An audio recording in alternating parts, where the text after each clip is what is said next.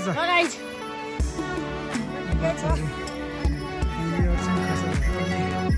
सामान बोक्ने एकदमै आजसम्म छैन पुरानो बोटहरू छ यहाँ चाहिँ प्रायः जस्तो यहाँ गाउँको गाईहरू यस्तो यागहरू चौरीहरू राख्ने हुन्छ छोडेको बस्छ एकदमै खबर छ तपाईँहरू यदि मन लाग्छ भने उतातिर घुमाउनुहोस् एकदमै राम्रो छ अनि यहाँतिर चाहिँ एकदमै लेक्सहरू पनि धेरै छ अनि यहाँतिर प्रायः जस्तो मान्छेहरू चाहिँ यहाँतिर अनि अहिले अनि राम्रो दिन र राम्रो साइड यहाँतिर आउनुहुन्छ उनीहरू चाहिँ यहाँतिर पूजा सुजा गर्छ अनि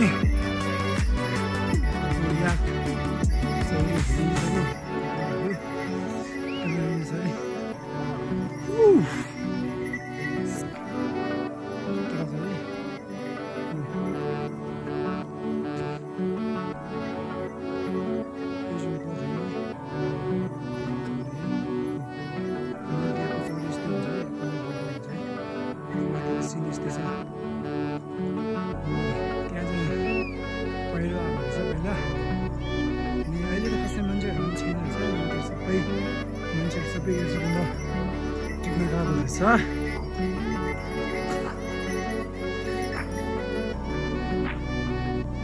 अनि मान्छेहरू कसरी आउँदैछ है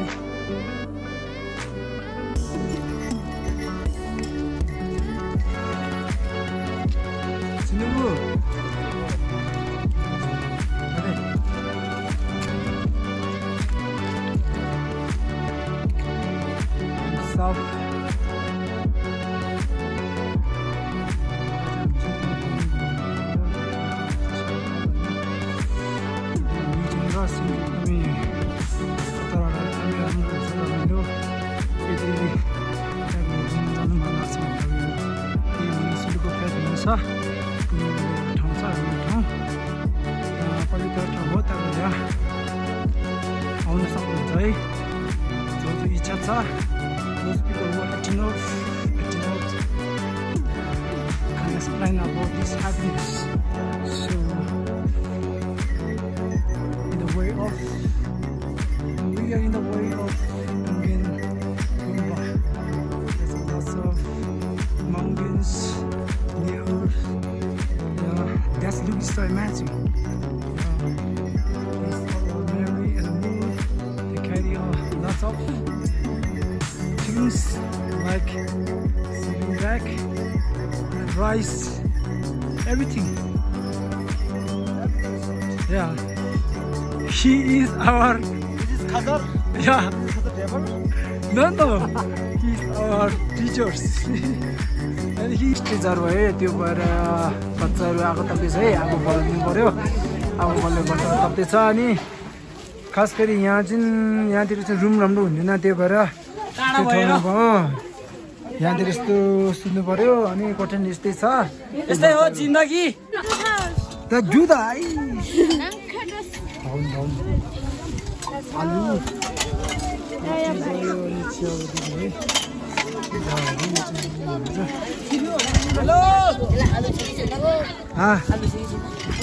उठिसकेर सबैजना उठिसकेर अनि चाहिँ अब ब्रस गर्दैछ अनि चाहिँ ब्रस गरिसकेर हामी खेल्दैछ है खेल्दैछ हिजो राति चाहिँ हामी त्यो भित्र सुतेको है अनि बच्चाहरू चाहिँ भित्र सुतेको अनि मान्छे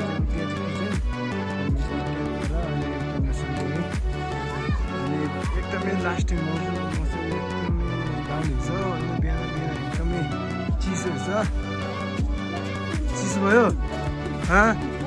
बल्ल गम लाग्यो गम लाग्यो सम्झेर चाहिँ पूजा गर्नु पर्यो केटाहरू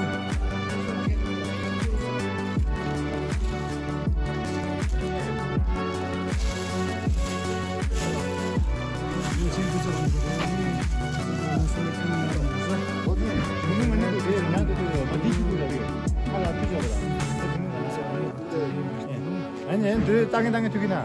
벌써 빠르고 아니야, 뛰어가라. 짠 기름 약간으로 돼 버리네. 주스나 있다.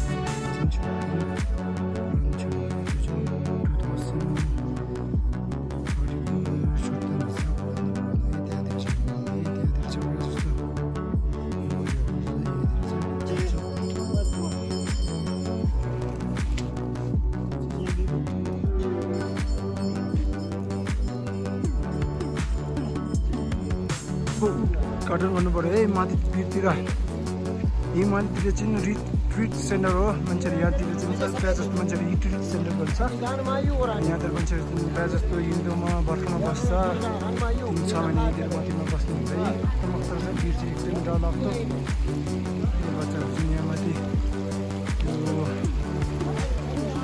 यो दार्चोक छ नि यो दार्चोक चाहिँ माथि जोड्न लागेको रहेछ अनि लास्ट खतरा चाहिँ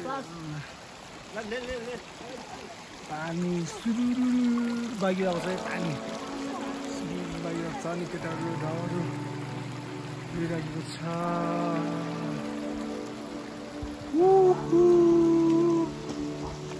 एकदमै राम्रो राम्रोलाई थाहा भएन हुँदाखेरि एकचोटि नाम थाहा हुन्छ भने एकचोटि कमेन्टमा युट्युबको कमेन्टमा लिङ्क थ्रु पठाइदिएको छु त्यसमा कमेन्ट गरिदिनु है यहाँनिर एकदमै लामो फुलहरू फुलिरहेको छ यहाँनिर सबै दार्चुकलाई सबै भिडमा